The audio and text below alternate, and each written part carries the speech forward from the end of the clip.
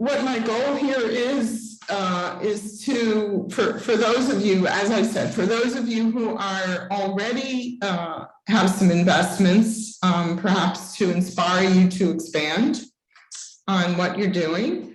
And for those of you who haven't done any investing, certainly to inspire you to jump in the pool. So what I'm going to talk about today, by telling my story, talk about the three phases of investing. First of all, as I said, getting started. How can you? What do you do to get started? What did I do to get started? The second thing will be about developing a portfolio. And then the third part will be about reaping and managing the rewards. So here we go. I acquired my first property back in the early 90s.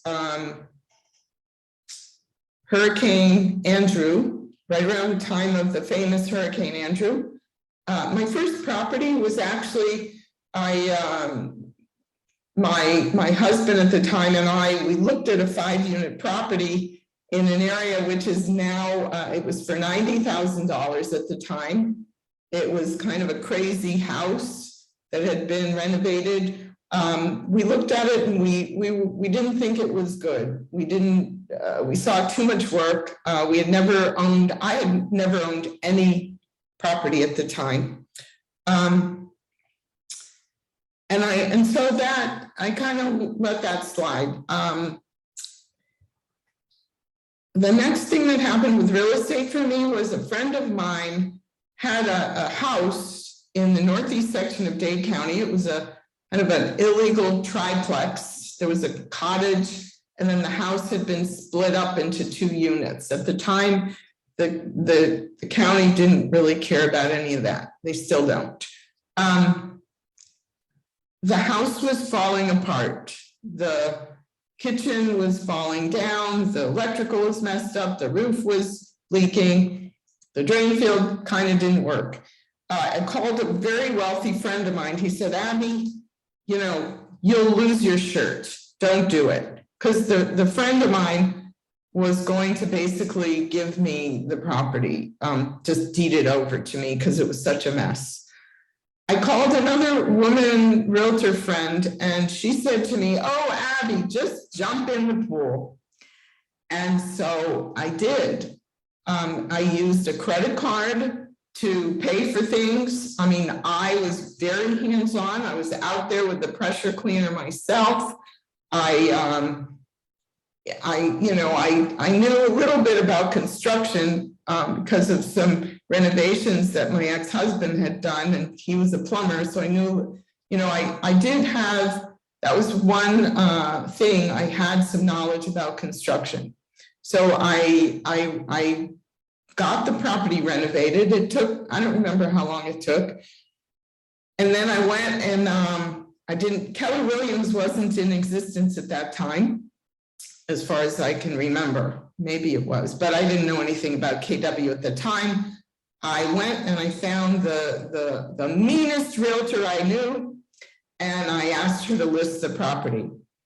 It took about, I got a buyer, he was a VA buyer, took about 6 months to close. I walked away with $15,000, half of which was profit, paid off my credit card, and I was hooked.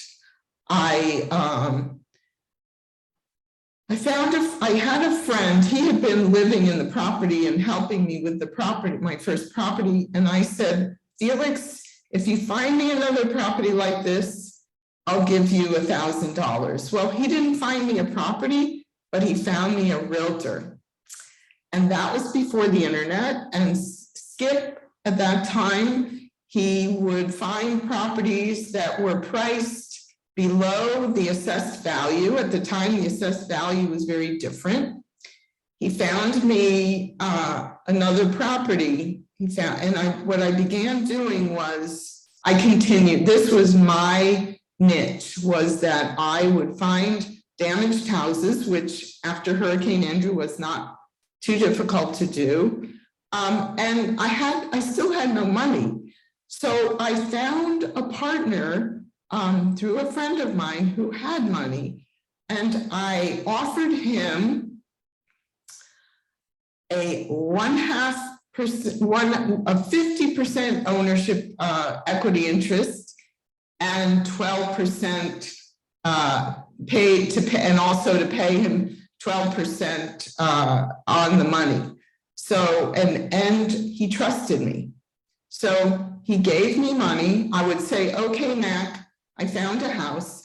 I would tell him how much money I needed. I think, like, for example, one of the houses we bought was maybe $70,000, and I needed $12,000 for the repairs. So this is a long time ago. So, right. He would give me the money, I would fix up the house, and then we would sell it. And at the time I was not a realtor. I did have my, I was thinking about, what did I have maybe that would say, you could say, oh, she's different. I wouldn't be able to do that because, Abbie is different from me. She had XYZ. Well, I certainly didn't have any money. I used other people's money from the get-go. But what I did have in that area was my integrity. I had a law license, which I did understand the process, the closing process. I could read contracts. That's what realtors are for. They can assist you, you as realtors know this stuff. You have probably more information than I did at the time. Although I had worked in a title company, kind of at an entry level, there wasn't any particular knowledge I had at the time that would set me aside from anyone else. I had a bit of construction knowledge. So that being said, Mac and I went on to flip a number of houses over the next four years. I got my first house in 1992. Like I said, right around Andrew was that year. 1996, I got a call from someone who they had a 20-unit apartment building. It had been foreclosed. They as the owners had given out the mortgage for that property and taken it back several times. A friend of mine told me about them, and they sold me my first apartment building. They held a mortgage. I had to go find $20,000. Or maybe even 80,000. I don't remember exactly, but I went around and I found someone who was willing to lend me the money. I paid them a lot of money to lend me that money. Now, my theory, the basis for analyzing properties, well, at that time, I was just thrilled to get an apartment building. I don't even think I really analyzed it very much. I was just in the pool all the way. My philosophy in general is, I have not really ever speculated when I bought property. I do the numbers in a very simple way. I look at the possible income. I'm conservative about what the income can be. I look at my costs and expenses, and if it's, at the time, even to this day, I don't look so much. I wasn't in the first two phases that I'm going to talk about. I wasn't looking for cash flow so much. The first phase, I certainly wasn't looking for cash flow. As long as I had enough money to cover my expenses, and I knew I was going to be able to make money on the resale, which you as realtors should be able to evaluate. I didn't, I wasn't going to rent them out, so it didn't matter. but I had to know, and at the time the market was not as volatile as it might be now. You know, we still are not gonna, I don't see a catastrophic drop in the value of property in the near future, but you know, it's a common sense analysis for me. I am not a, I mean, I know how to use spreadsheets. I'm really good at using spreadsheets, but this is a very basic analysis that I do. And if it doesn't make sense, you know, kind of on a napkin, it's not for me. So that's what I did. So then I bought my first apartment building in 1996. I actually kept that building until 2015. I acquired 2 other buildings around it. Again, I found silent partners, very silent. I wanted to be in charge. My partners were people who were going to give me their money, and I would pay them a nice return, which the amount of interest or equity I'm willing to give my partners, so to speak, has gone down over the years. You know, I give away, my investors are happy, very happy with what I give them. I secure their shares with mortgages, or however we structure it. I usually do it as basically as a loan rather than as a true partnership. I do have one partner right now that we are equity partners, but he has a small share of the equity. Most of his return is through the way structured with tax benefits. A good title attorney or investment attorney is and certainly a good accountant.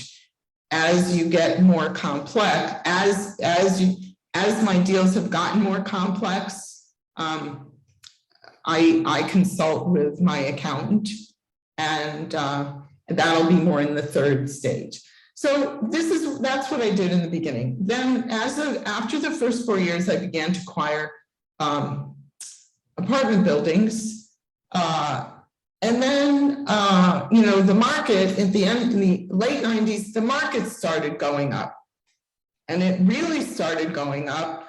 Investors from New York started coming down. There was the savings and loan crisis in the early 90s that had engendered these really a lot of foreclosures and investment opportunities that started changing. And I stopped buying.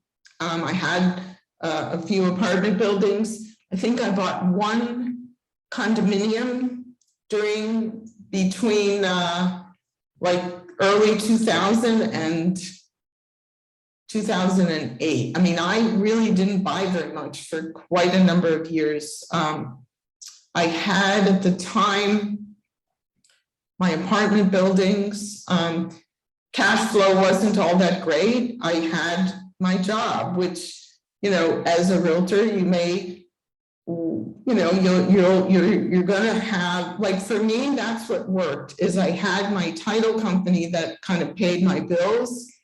And then I had my real estate investments my portfolio that I was developing. But I stopped developing it because I really didn't find that many deals at that time. I didn't have the resources, which is Keller Williams and my realtor, who happens to be John Salt, for the most part. Although I'm a realtor, I don't do a lot as an agent.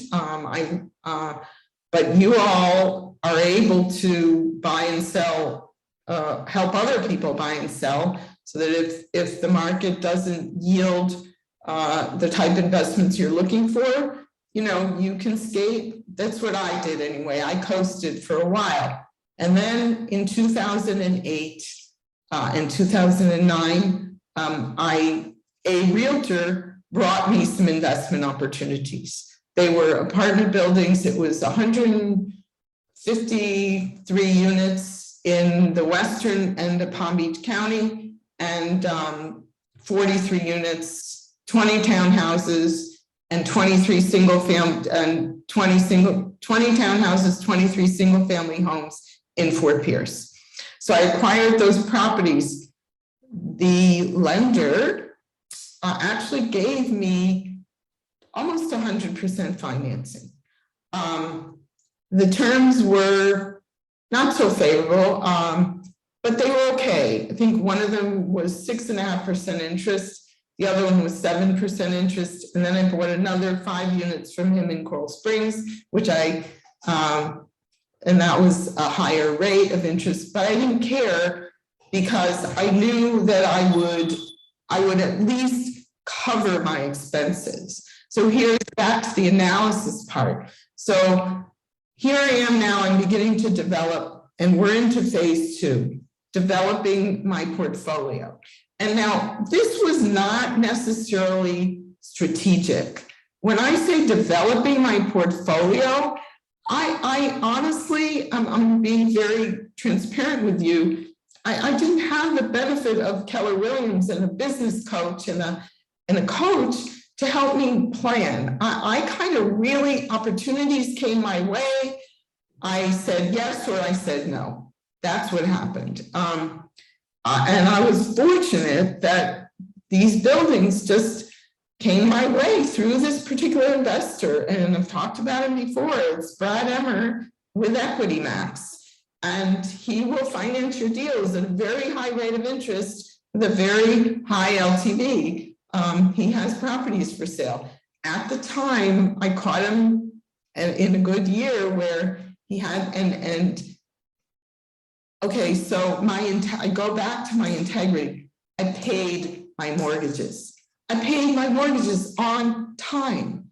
By hook or by crook, and there were times when financially I was struggling. I mean, I had to use I would use credit cards. I've had, I would go up to, I would have $200,000 in credit card debt, and then I would sell something and pay it off. And so with these properties that I bought, I really wasn't a buy and hold person. I was a buy and sell it kind of an investor. However, the market had crashed, and then it crashed even lower after I bought these properties. So it just for various reasons, it was not a good time to sell these properties. So in the process of developing this portfolio, I had some very class C- or class D properties, which that's my thing. I've always liked those type of apartment buildings. They're very challenging, but they yield high returns. The cash flow was so-so because I didn't really have, my management wasn't all that good. Some years were better than others. But again, as long as I was, breaking even and making a little bit of money, I personally didn't care. Now, my business model was building equity in my properties. And so now I'm going to move into phase 3 of my experience in real estate, which is reaping the rewards. All along, though, I would have people call me off market to try to buy my properties. And, I did that. I would go down that rabbit hole. I did a few times. However, last year, these low-end properties, and with COVID, by the way, the 150 units I had, it was a disaster. I mean, one of the and then with the Surfside disaster with the concrete, one of my buildings got shut down. I was scraping by, and I found a buyer, and I made for me, I made several $1 million on the sale of those properties. And what I did was I paid off all the loans I did not do a 1031 exchange. I socked away a portion of that money for the income tax that's coming up, because this is recent. I paid off my mortgages. So, and oh, meanwhile, I forgot to tell you, along the way, I had acquired about 20 single family and single family homes and condominiums, a few condos. I sold a few of the condos. I still have a number of condos and single family homes. So I paid off all the mortgage on those. I have, deals, in spite of the market being high, since having gone up so much in the last 12 years, I have been able to find deals. The deals are out there. They really are. You just have to, look for them. And so I have all these properties now. I've paid off just about all my mortgages. And so now I move into phase 3, which is reaping and managing the rewards. So I now, so I sold the 150 units on the, so I mean, when I say going from a tenant, because by the way, before I started, I'm going to backtrack for a minute because I don't want to run out of time, but before I started buying real estate, I do have to tell you, I was a tenant with my very young child. In 1996, after I bought and sold that first house, I thought, for various reasons, I had to move, and I thought, well, let me buy a house to live in. So I bought one house to live in using my investors' money, and realized that I wasn't going to be able to afford to live there, so I sold that house. Then I bought another house, and it was the same thing. I realized that it was going to be too expensive for me to live there, so I flipped that house. Well, the third house, I bought it, and I lived there for 25 years. And it was a great house. And when I sold it this year, I made a lot of money on that sale. Thank you to realtor, my realtor did a great job selling that house. So here I am now. I bring you to being in a position now to be reaping the rewards of my very hard work and my skin in the game, and helping other people make money, my investors. I'm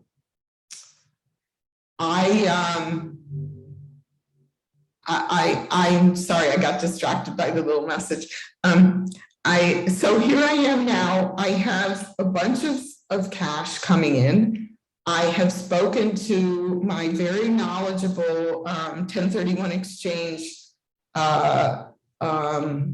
vendor that I really like. It's IPX 1031 is the company that I personally have never done a 1031. I figure, look, let me, if I have to pay a bunch, so I would have, as far as my tax strategy, because I was doing a lot of repairs with borrowed money, my cash flow was okay, but I had huge deductions on my tax returns. So I would go for a number of years and barely pay any income tax, and then I would sell property and pay a lot of income tax, and that was okay with me. I really just preferred, that's just me. A lot of people love 1031 exchanges.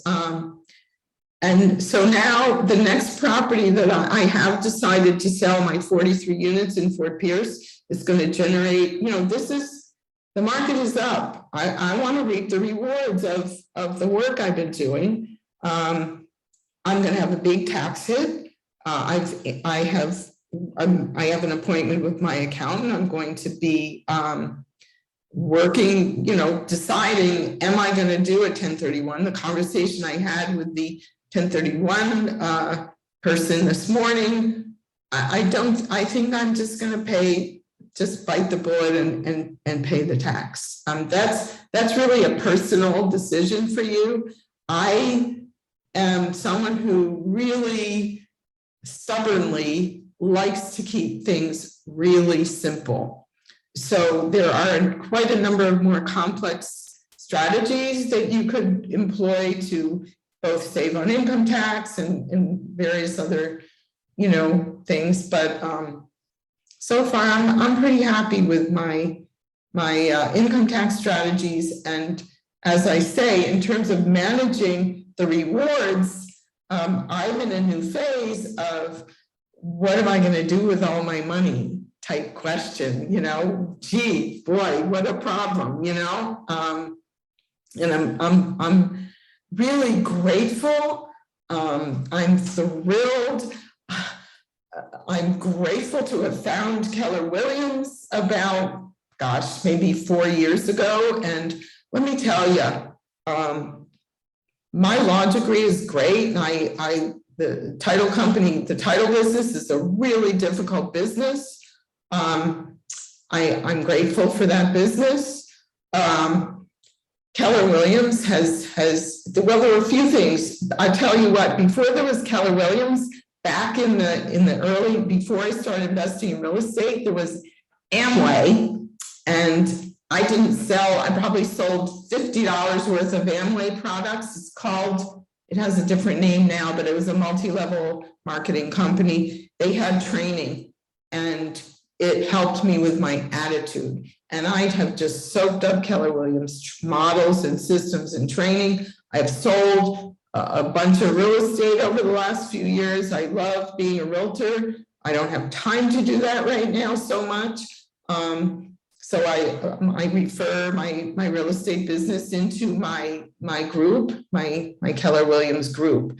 But back to the investing part. So as I said, I am looking to identify, and I know that when the investor is ready, the properties will appear. It's like they say, when the student is ready, the teacher appears. I do believe that when you're ready, the properties will appear, and the money, you got to play detective. It's been wonderful, in terms of the people I've met and the relationships I've had, and the teachers I've had, and the people around me in Keller Williams and that inspire me and give me ideas. So, talking to people and just all of it. So I'm going to go back now and just kind of do a little recap so that we can get to some questions.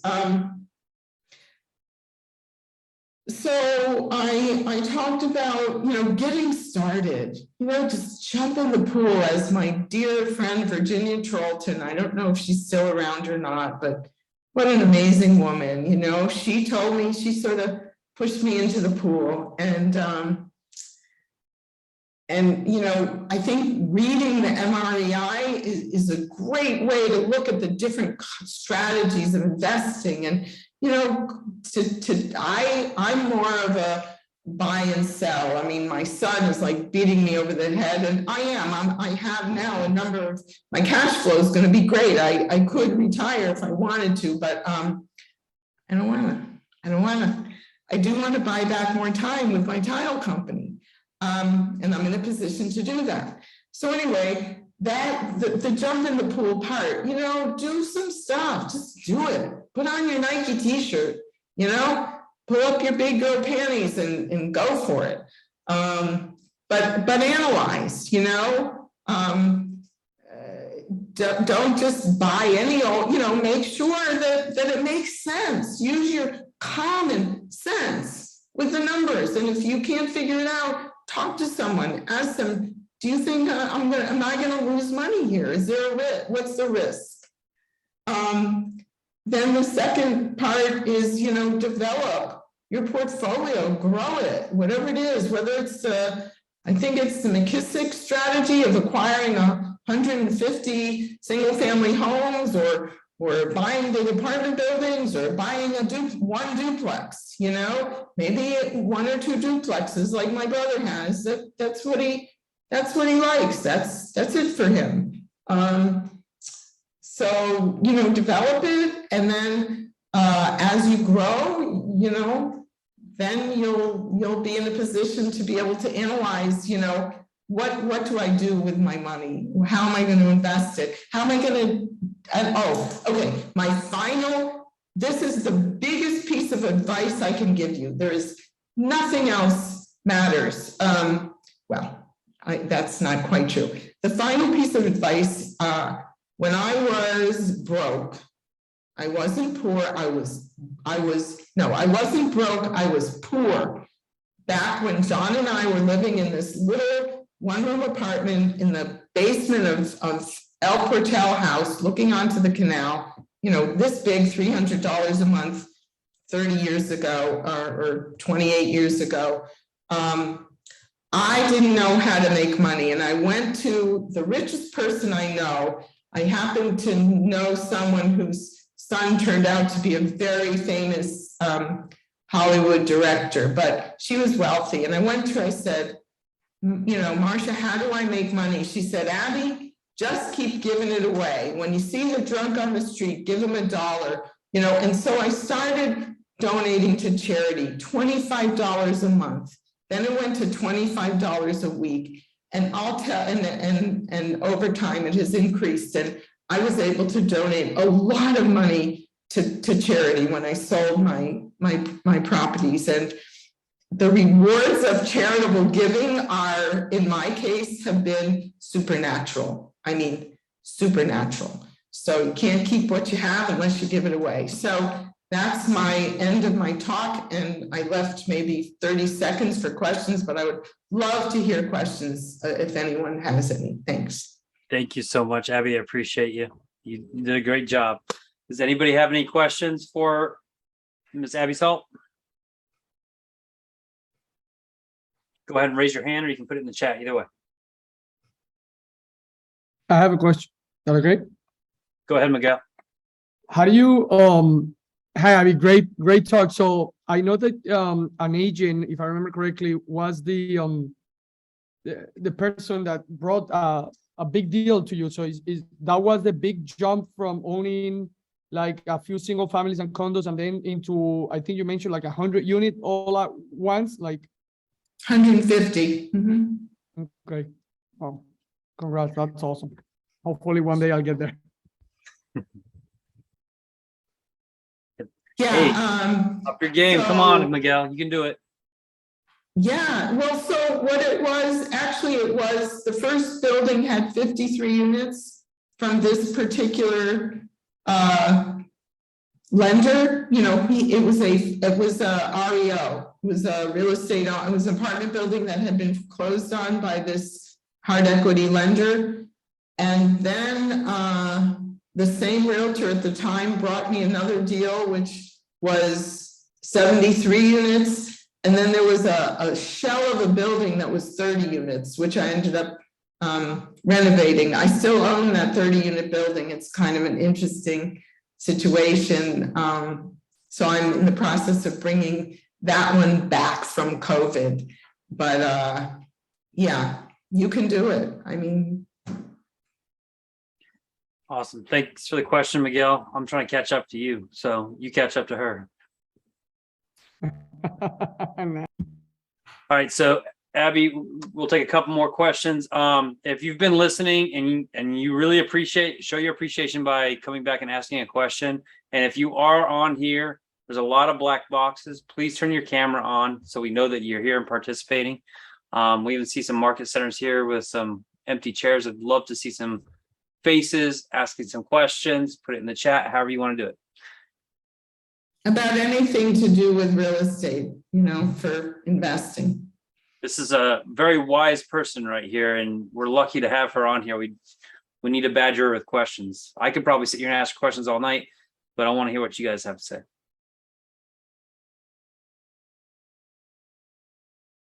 Sebastian, you got a question?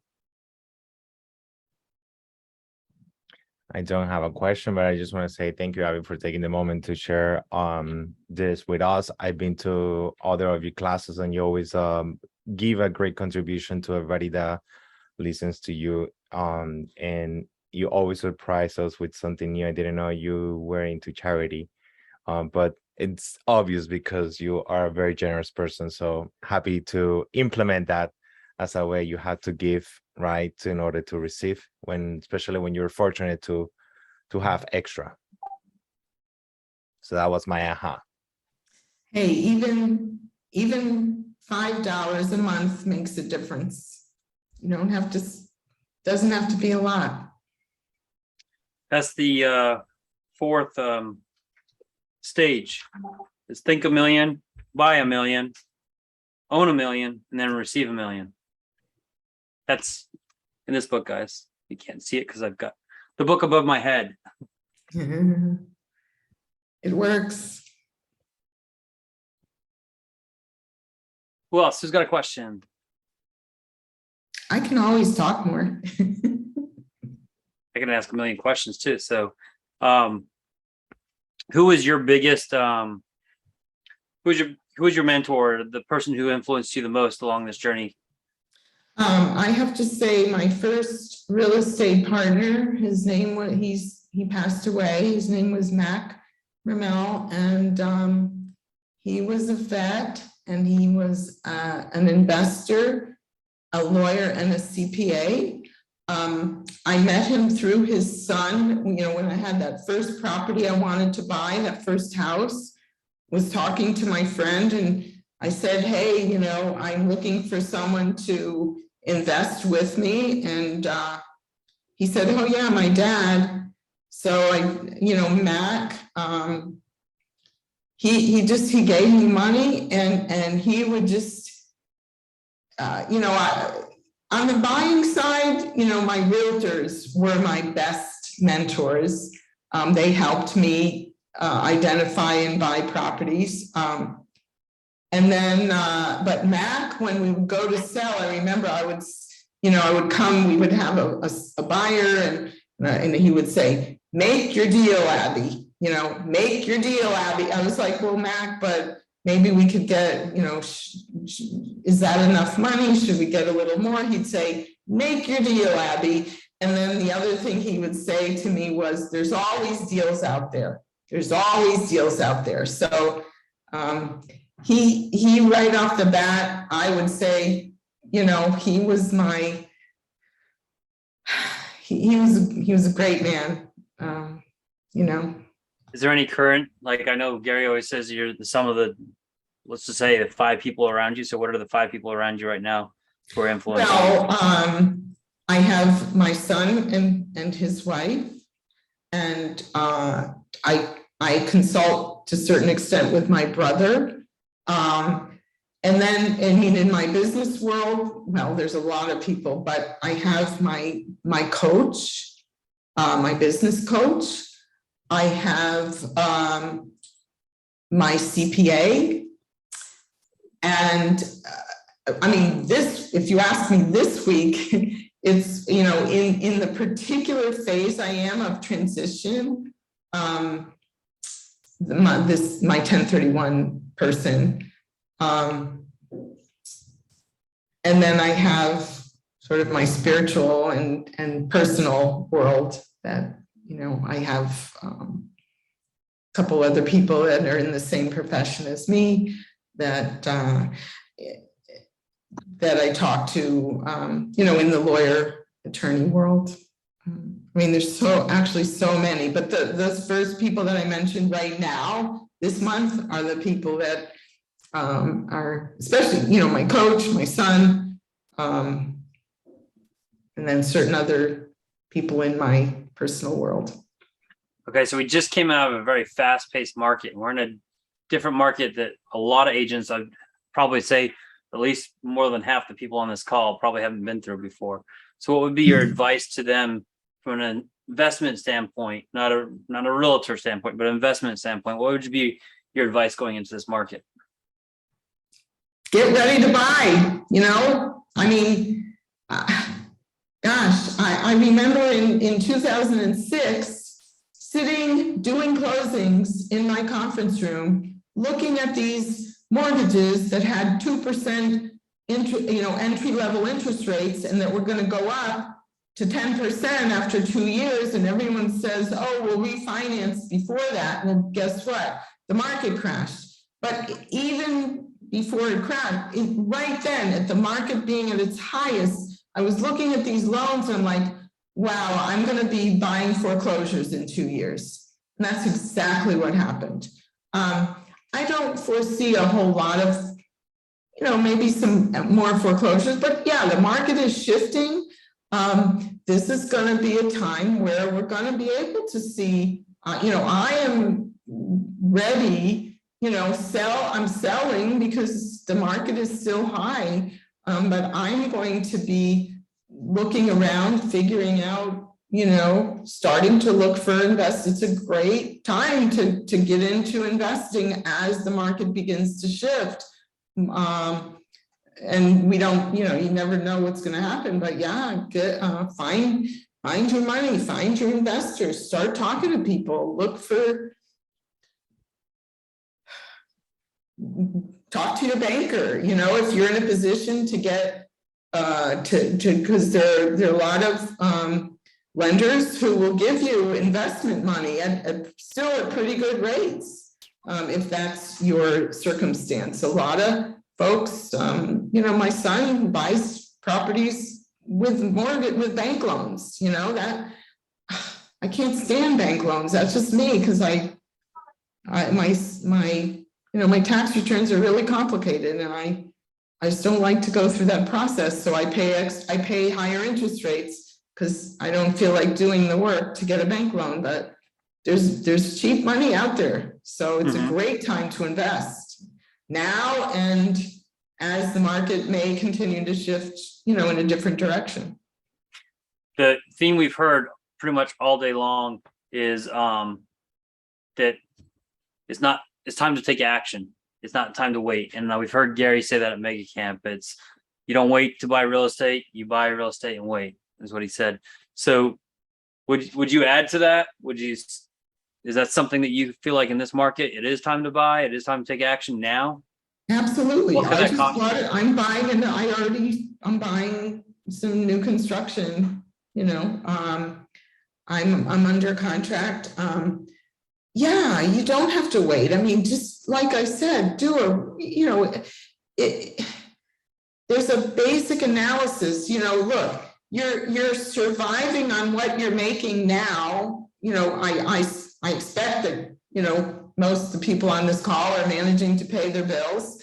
And when I started out, like I said, as long as I was gonna basically be able to carry the property without losing too much money, maybe lose $100 a month or something, it's gonna appreciate over time. It's and okay, maybe it'll go down for a while, but if you, gosh, it's just a great way to just invest in your future. And there may not be, instant gratification. However, if you begin to build this portfolio, all right, I began to build a portfolio, and from over the 30 years, you're gonna make money. There's no reason to wait, just don't. Look, if you flop on your face and lose a bunch of money, then start again, don't worry about it. I'm fortunate that you don't want to do that, but it's like any business, just start. Find a property that looks like you're going to be able to carry it in case the market tanks and you can't sell it right away. That's the thing. If you want to flip properties, that's great, but what would happen if I can't sell it? That's the question. And so, there's really no reason not to buy. You have lousy credit, then find someone who believes in you, and or begin to develop those relationships. That's the action you can take. And yeah.